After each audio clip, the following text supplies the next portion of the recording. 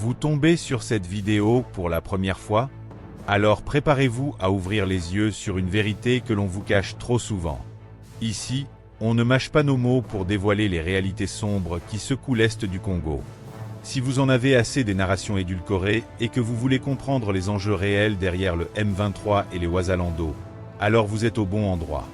N'attendez plus une seconde pour rejoindre notre communauté de ceux qui veulent savoir. Abonnez-vous et activez la cloche pour ne rien manquer de nos prochaines révélations. Ensemble, brisons le silence. Pendant trop longtemps, l'Est de la République démocratique du Congo a été le théâtre d'une tragédie silencieuse. Des années de conflits, de souffrances et une vérité soigneusement dissimulée.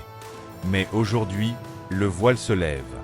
Aujourd'hui, nous allons explorer les dynamiques complexes entre le M23 et les Wazalando, des acteurs clés dont l'histoire est bien plus qu'une simple lutte locale.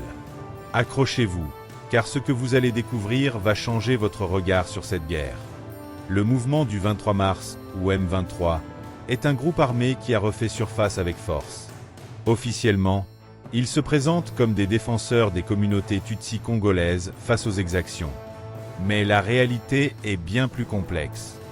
Derrière les revendications légitimes se cache une organisation structurée, bien équipée, et dont les liens avec des puissances régionales ont toujours été un secret de polichinelle. Face à la résurgence du M23 et au sentiment d'abandon des autorités, une autre force a émergé, les Wazalando. Un terme swahili signifiant « patriote ». Ces groupes hétéroclites, composés de jeunes, d'anciens militaires et de citoyens ordinaires, se sont levés pour défendre leurs terres. Leur motivation est claire, protéger leur famille, leur village, face à ce qu'ils perçoivent comme une agression extérieure.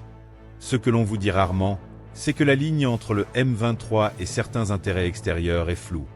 Des rapports, des témoignages, des sources confidentielles évoquent un soutien logistique, financier, voire militaire, provenant de pays voisins. Le M23 n'est pas une entité isolée. Il s'inscrit dans un jeu géopolitique régional où les ressources naturelles du Congo sont une monnaie d'échange sanglante. La réponse des Wazalando est celle d'un peuple qui refuse de se laisser faire. Avec des moyens souvent rudimentaires, ces patriotes ont opposé une résistance farouche à l'avancée du M23. Leur courage, leur détermination, témoignent d'un profond attachement à leur terre.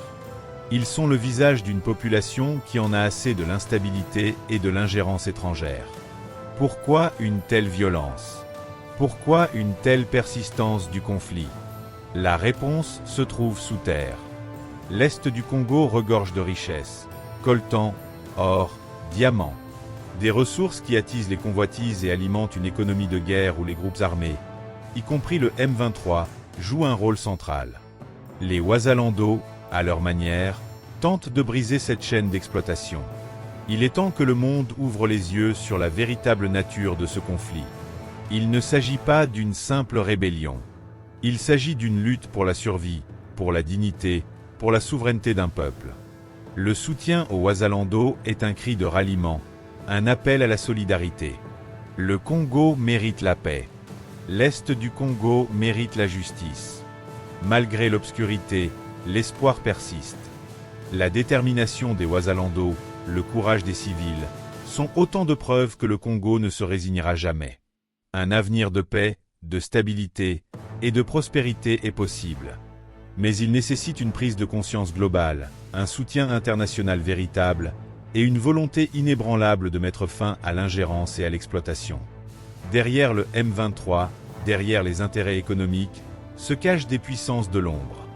Des nations voisines, avides des richesses du Congo, qui ont joué et continuent de jouer un rôle trouble dans la déstabilisation de la région. Le soutien logistique, le financement, l'entraînement des combattants.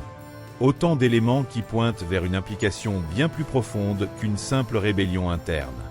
Ces acteurs externes voient dans le chaos une opportunité de piller les ressources en toute impunité. Écoutons la voix de ceux qui se battent sur le terrain. Des hommes et des femmes ordinaires, poussés par l'amour de leur patrie à prendre les armes. Ils ne sont pas des professionnels de la guerre, mais des citoyens qui refusent de voir leur terre sombrer davantage.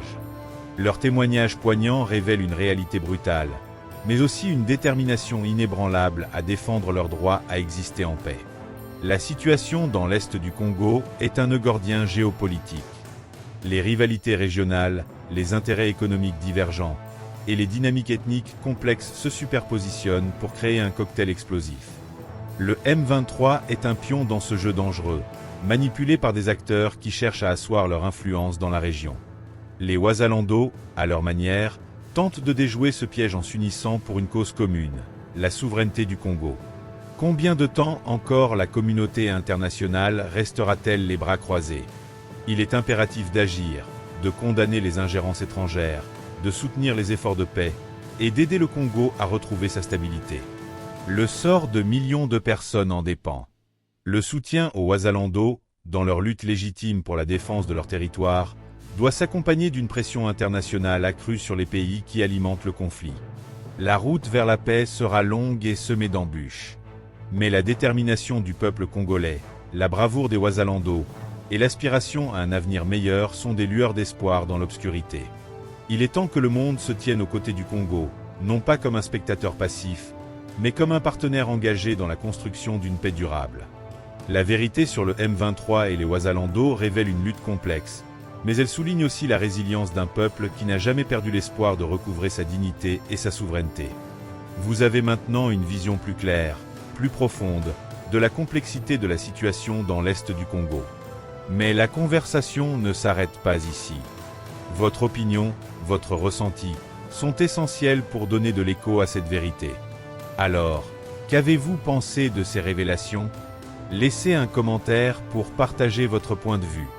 Si cette vidéo vous a éclairé, si vous pensez qu'il est crucial que cette histoire soit entendue, alors likez cette vidéo et partagez-la massivement autour de vous. C'est ensemble que nous pouvons faire la différence et mettre la lumière sur ce conflit trop longtemps ignoré. Merci de votre engagement.